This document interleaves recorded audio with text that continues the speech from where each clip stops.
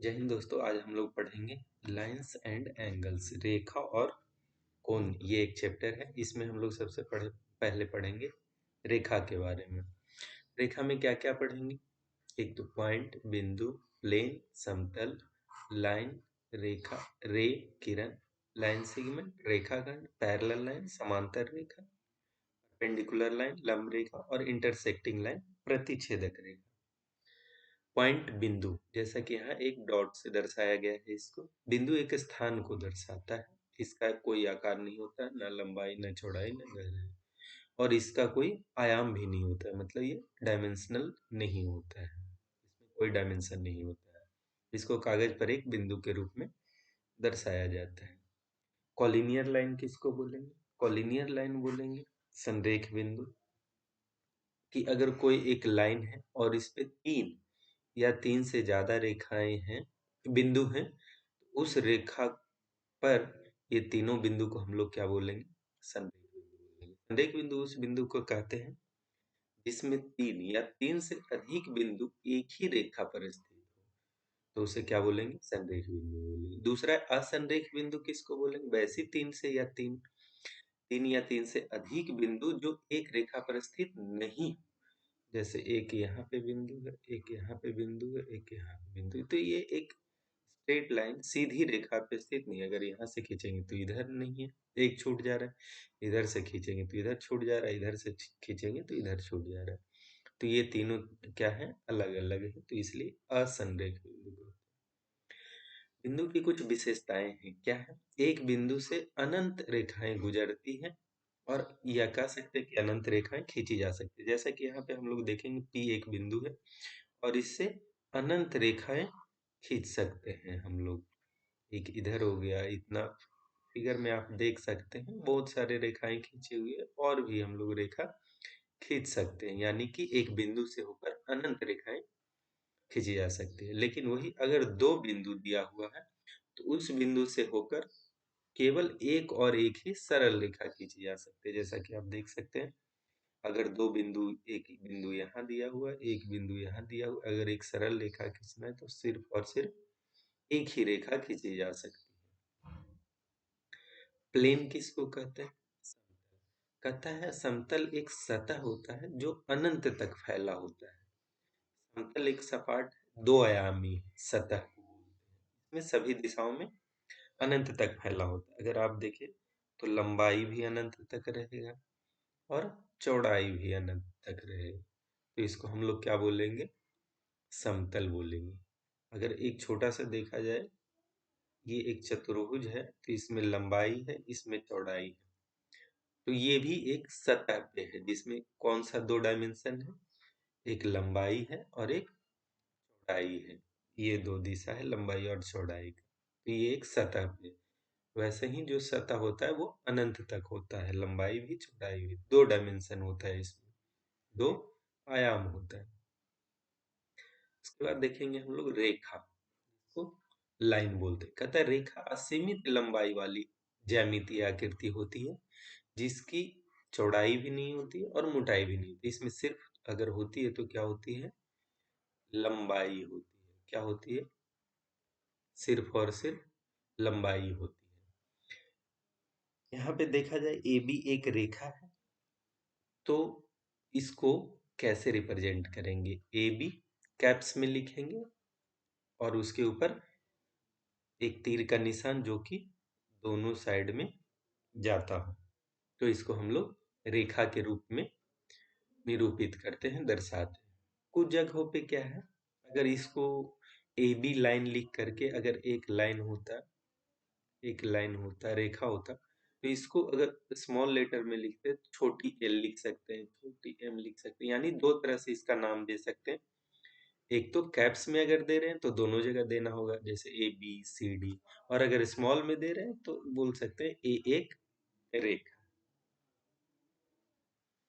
रेखा की कुछ विशेषताएं, जैसे रेखा का कोई प्रारंभिक या अंतिम बिंदु नहीं होता है। क्यों नहीं होता है?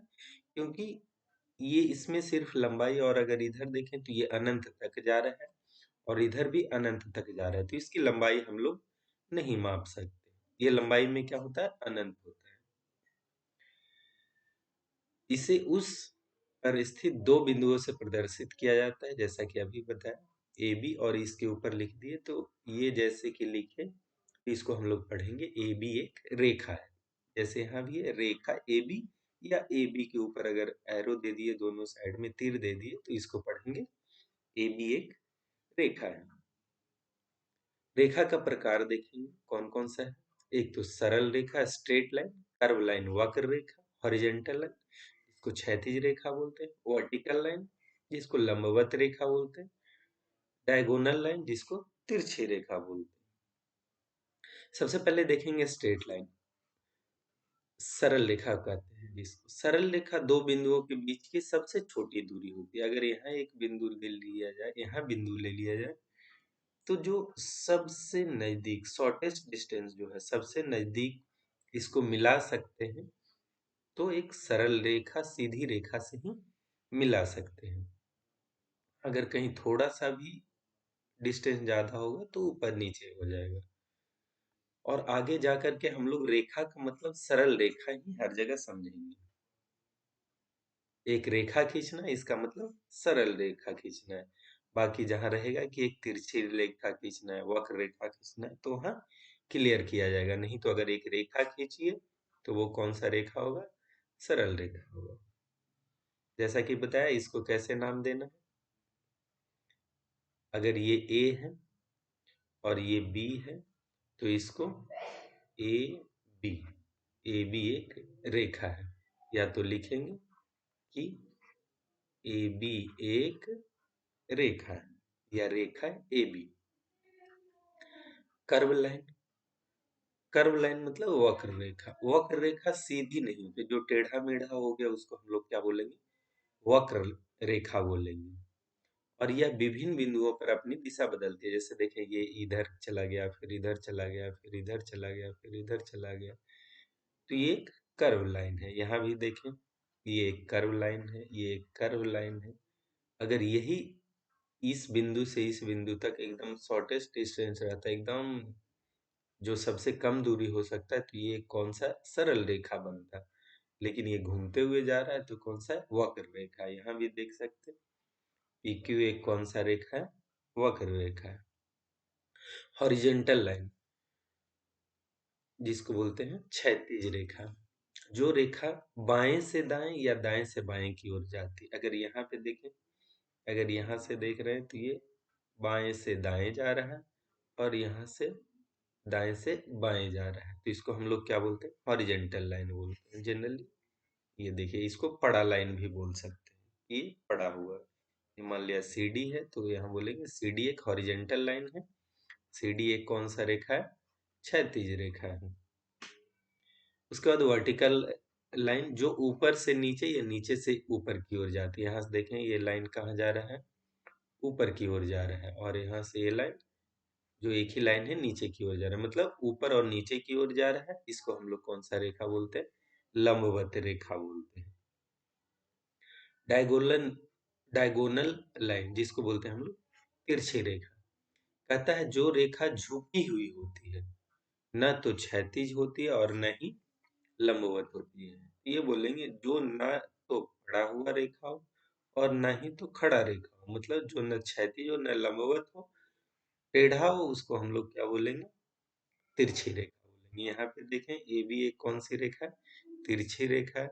PQ एक कौन सी रेखा है, PQ एक कौन सी रेखा है, तिरछी रेखा है।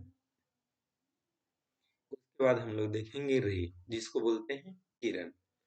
कहता है किरण एक बिंदु से शुरू होती है। अगर ये देखा जाए तो यहाँ ए से शुरू हो रहा है, यानी कि इसका कोई स्टार्टिंग पॉइंट होता है, और एक दिशा में अनंत तक जाती है। और दूसरे तरफ ये देख रहे हैं बी के तरफ और है, और इधर अनंत तक जा रहा है। तो ए बी को किस रूप में लिखेंगे हम लोग, ए बी, और उसके ऊपर में एक तरफ का तीर रहेगा, दूसरा तरफ नहीं रहेगा। तो इसको क्या पढ़ेंगे, ए बी एक किरण है। जैसा आप देख सकते हैं, कहीं टॉर्च जला रहे हैं, तो उसका जो लाइट है सिर्फ एक तरफ जाता है, और ये स्टार्टिंग पॉइंट टॉर्च हो गया। अगर PQ देखा जाए यहाँ पे, तो PQ एक क्या है, किरण है।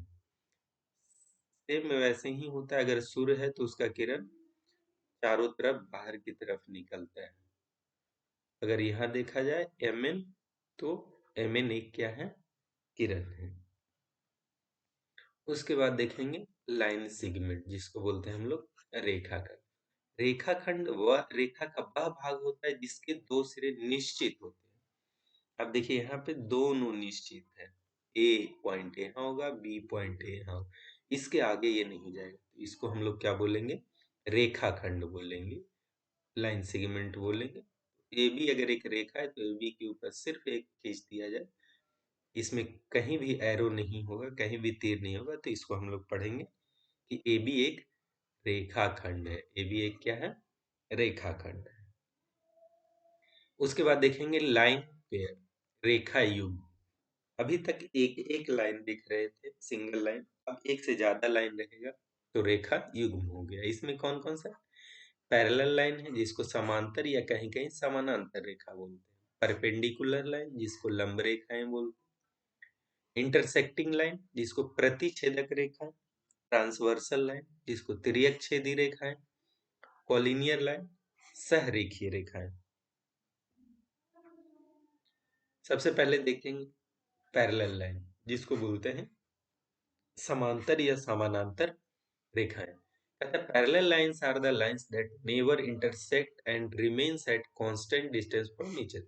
कहता है समांतर रेखाएं वे रेखाएं होती हैं जो कभी भी एक दूसरे को नहीं काटती है, कभी भी एक दूसरे को नहीं काटती और हमेशा समान दूरी पर रहती है। समान दूरी पर देख, ये दोनों अगर लाइन, जो कि मान लिया जाए एक ए बी है और एक सी डी है, ए बी और सी डी दो लाइन है, तो इसके बीच का जो दूरी रहेगा हमेशा बराबर रहेगा। यहाँ भी मेजर करेंगे, यहाँ भी मापेंगे तो सेम, यहाँ भी सेम, मतलब हर एक जगह बराबर डिस्टेंस पे रहेगा, बराबर इसका दूरी रहेगा। तो कह सकते हैं ए बी जो है और सी डी जो है एक दूसरे के समांतर या समानांतर है। तो इसको को इस तरह से दो परपेंडिकुलर लाइन खींच देंगे लंबवत रेखा, तो इसको हम लोग समानांतर का चिन्ह मानते हैं, समानांतर का संकेत की रेखा। यहाँ देखा जाए तो रेखा ए बी और रेखा सी डी क्या है, समांतर है या समानांतर है। परपेंडिकुलर लाइन जिसको लंब रेखा बोलते हैं। कहते हैं लंब रेखाएं वह रेखाएं हैं जो एक दूसरे को 90 डिग्री पर काटती है। देखें एकदम खड़ा है इससे, तो अगर मान लिया ये ए बी है और ये सी डी है, तो ये दोनों एक दूसरे के परपेंडिकुलर है, मतलब कि लंबवत है। कह सकते हैं ए बी परपेंडिकुलर है, लंब है सी डी के, या ये भी कह सकते हैं कि सी डी लंब है ए बी के ऊपर, क्योंकि अगर इसको बेस माना जाए, आधार माना जाए, तो इधर देखेंगे ये लंब है, यहाँ पे 90 डिग्री का बना रहा है, मतलब एक दूसरे के ऊपर लंब है। और इसको इस तरह से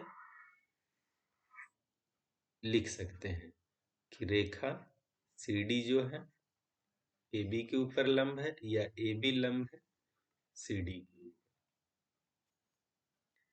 उसके बाद देखेंगे हम लोग इंटरसेक्टिंग लाइन, इसको बोलते हैं प्रतिच्छेदक रेखा। कहता है प्रतिच्छेदक रेखाएं वे रेखाएं जो एक बिंदु पर एक दूसरे को काटते हैं। यहाँ देखेंगे अगर ए बी एक लाइन है, ए बी एक ये लाइन देख रहे हैं, और एक सी डी लाइन है, सी डी एक लाइन, ये एक दूसरे को यहाँ पे काट रहा है, तो एक बिंदु पे काटते हैं, तो इसको हम लोग बोलते हैं इंटरसेक्टिंग लाइन या प्रतिच्छेदक रेखाएं। उसके बाद ट्रांसवर्सल लाइन जिसको अनुप्रस्थ रेखाएं भी बोलते हैं।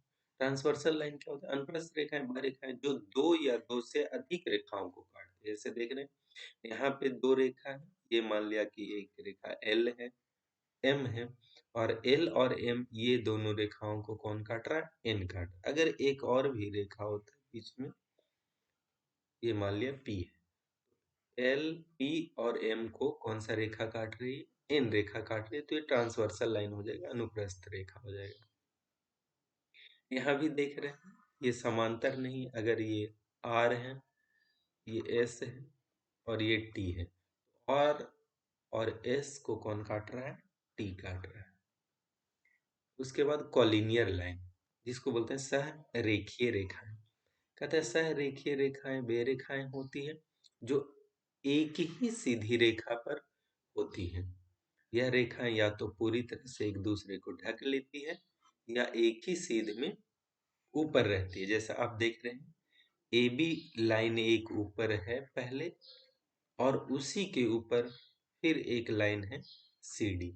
बिल्कुल, मतलब दिखना नहीं चाहिए, क्योंकि सिर्फ इसमें लंबाई होता है तो पतला सा रहेगा। ये मान लिया एक ए बी लाइन है, फिर इसी के बिल्कुल ऊपर एक और लाइन कौन सा है?